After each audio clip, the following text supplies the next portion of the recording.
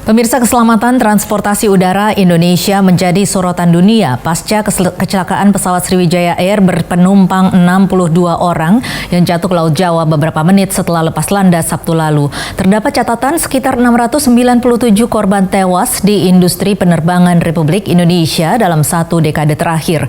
Jumlah korban jiwa ini membuat penerbangan Indonesia menjadi sorotan dunia. Benarkah apa yang disorot dunia asing bahwa dunia penerbangan kita termasuk dalam kategori memprihatinkan dari aspek keselamatan? Pemirsa, inilah Dialog Nusantara Petang.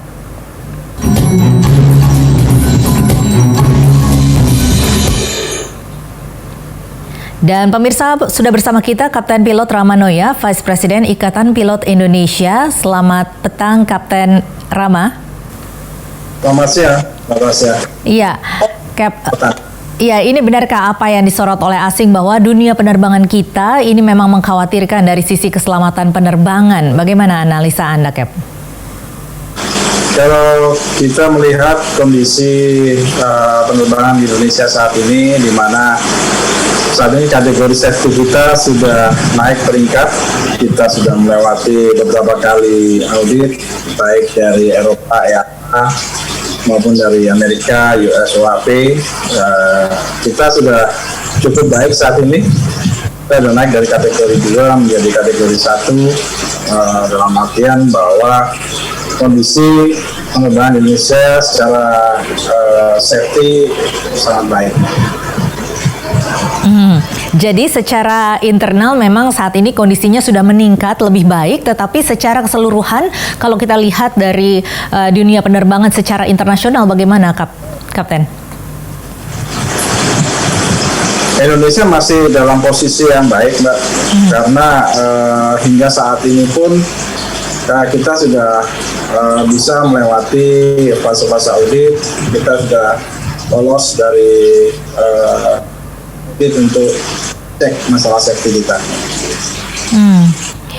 Ya, ini apakah ada semacam pengawasan begitu terhadap dunia penerbangan di suatu negara dari suatu badan independen? Tentunya ada, Mbak. Jadi karena kita terkait dengan dunia di luar negara kita, maka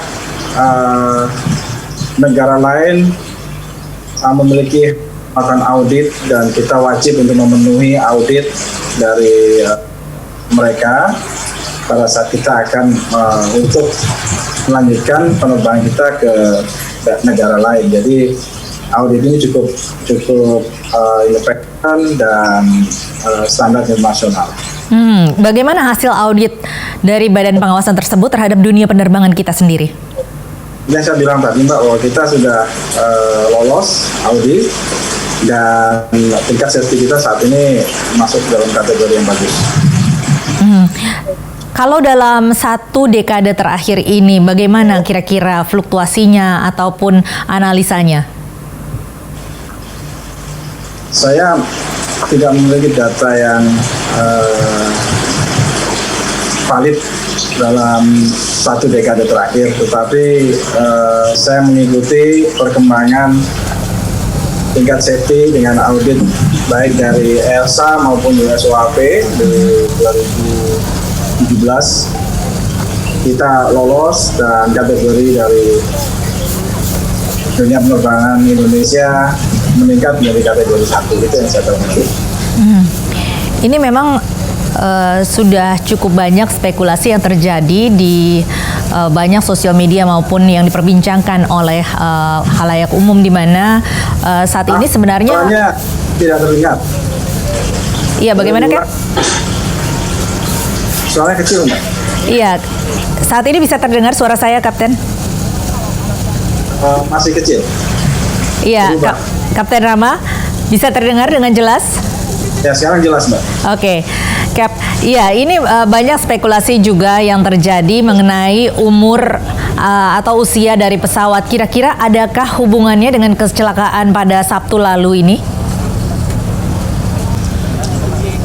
Umur pesawat tidak menentukan apakah pesawat itu dianggap tidak layak terbang atau tidak. Tetapi yang menentukan adalah maintenance dari pesawat itu, Mbak. Kalau maintenance itu masih memenuhi dari standar pengecekan atau standar dari otoritas penerbangan kita, maka pesawat itu akan disebut layak terbang. Dan pesawat Boeing 737 seri 500 ini pun juga masih digunakan di negara lain. Iya, berbicara mengenai maintenance atau pemeliharaan sendiri, ini sebenarnya pada sekitar awal tahun ini sebenarnya juga FAA atau bahkan dari akhir tahun kemarin ini FAA sudah memperingatkan bahwa dengan adanya pandemi ini maka harus lebih diperhatikan mengenai bagaimana pemeliharaan pesawat dengan mengingat bahwa banyak pesawat yang tidak terbang, kemudian juga banyak juga maskapai penerbangan yang terkendala dengan faktor ekonomi begitu, sehingga ada kemungkinan pesawat ini bisa mengalami korosi dan sebagainya. Ini bagaimana dengan yang terjadi di Sriwijaya Air sendiri? Mbak, maaf Mbak, suaranya putus-putus ini, saya nggak bisa dengar dengan jelas. Boleh diulang Mbak? Iya, Kapten. Bisa dengar suara saya? Suaranya hilang-hilang lagi nih. Sinyalnya masih kurang baik ya, Kapten ya. Saat ini bisa dengar masih putus-putus atau sudah jelas? Masih kurang jelas, tapi boleh deh kita coba lagi Mbak. Bagaimana Mbak?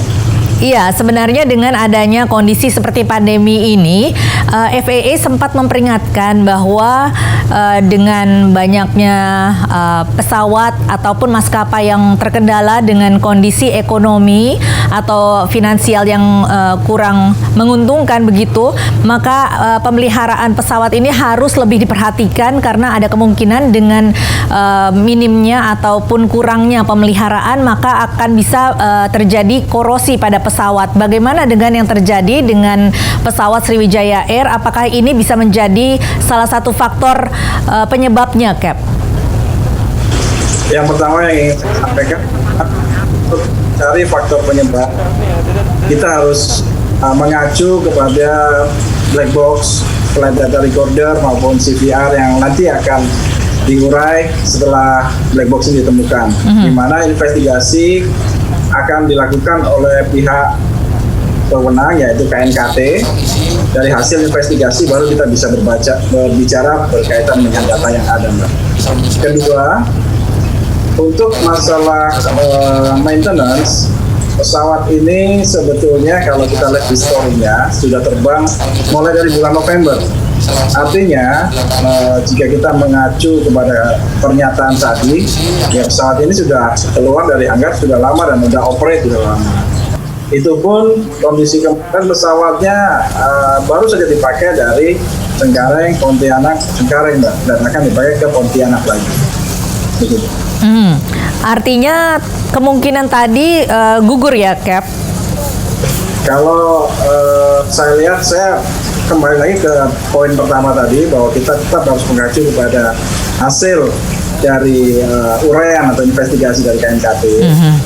Tetapi kalau berbicara mengenai maintenance, pesawat ini sebetulnya sudah keluar dari hanggar atau sudah mulai dioperasikan sejak bulan November. Oke, sejak bulan November. Tetapi apakah sebelum dari bulan November ini masih terus beroperasi atau sempat terhenti lama ini, Cap?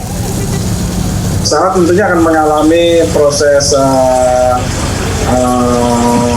peremajaan. Saya belum memiliki cukup data, tapi tentunya kalau saya lihat data-data dari Sriwijaya Air, mereka beberapa pesawat sudah mengalami overhaul dan pemeriksaan, C-check dan segala macam itu sudah dilakukan dengan baik, Mbak. Iya, karena tentunya pilot-pilot juga tidak akan mau terbang ya, Cap, jika memang tidak memiliki surat kelaikan terbang itu. Betul. Itu tentunya akan mengacu kepada maintenance logbook. Jika memang pesawat ini mengalami kendala, ya kita sebagai pilot memiliki hak untuk menolak penerbangan pesawat tersebut. Baik, mungkin Kapten bisa berikan analisa jika memang terjadi suatu keadaan di mana seperti yang terjadi pada pesawat Sriwijaya Air yang lalu, di mana pada ketinggian tertentu ini tiba-tiba langsung turun secara drastis. Ini apa saja penyebabnya kira-kira? Maaf, suaranya agak putus-putus lagi Mbak, tapi coba saya jawab. Saya menangkap sedikit apa yang Mbak katakan tadi berkaitan dengan data dari flight radar ya Mbak ya. Di mana pesawat ini turun dengan cepat, betul? Iya. Baik Mbak. Untuk data dari flight radar, saya tidak bisa berasumsi ataupun berandai-andai. Karena data dari flight radar itu bukan data yang valid Mbak, yang tidak bisa kita diskusikan. Jadi untuk saya berasumsi berkaitan dengan apa yang Mbak katakan tadi, saya tidak memiliki data yang cukup. Iya, umumnya kira-kira kalau pesawat terjadi hal seperti itu di mana di ketinggian tertentu tiba-tiba langsung turun drastis, ini apa saja faktor-faktor yang menyebabkan hal tersebut terjadi? Di dalam suatu penerbangan banyak Mbak kemungkinan yang terjadi. Bisa dia mengalami downdraft atau karena cuaca, ataupun bisa dia tiba-tiba terkena stall dari pesawatnya. Banyak kemungkinan yang terjadi. Iya, dimana kalau kita tahu juga pada saat pesawat Sriwijaya Air itu terbang juga dikatakan bahwa saat itu kondisi cuaca juga sedang hujan deras begitu ya, Cap? Ya. Jadi memang ada beberapa faktor-faktor yang bisa menyebabkan terjadinya langsung turun secara drastis ketinggian pesawat. Baik, Kapten, kita akan membahas hal ini lebih jauh, namun kita harus jeda sejenak. Pemirsa, tetaplah bersama kami, Dialog Nusantara Petang masih akan kembali usai jeda berikut ini.